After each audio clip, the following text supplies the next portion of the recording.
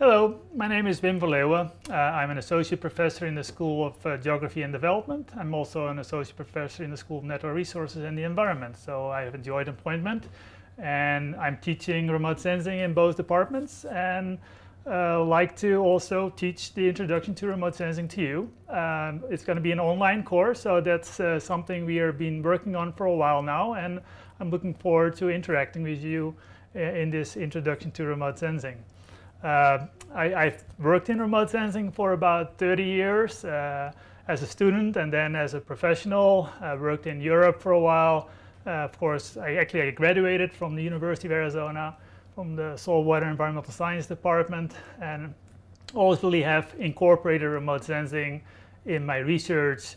And my research has been related to working on algorithms for satellites and how we create products from these satellites to use in applications or fundamental science application and research.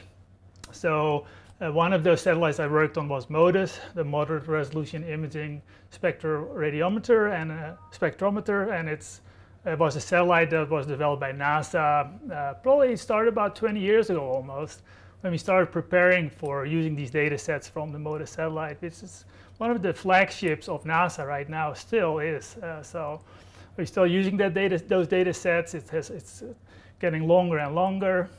It was only designed directly for 5 years, but it's already working for 15 years. So hopefully in this course, I might actually introduce you to that sensor and start working with these data sets. So another project I worked on was in Europe, was Meteosat second generation. It's a meteorological satellite where we also worked on products that we could use to predict climate and weather, basically, in Europe. So I also probably should mention that I'm currently the director of the Arizona Remote Sensing Center, where I work with students and with researchers, and we basically do all kinds of projects that are related to wildlife habitat, to phenology being the timing of biological events and how they respond to climate and the environment. So it's really an interesting and diverse research area, and remote sensing is really cool tool to really use in a lot of different research projects. So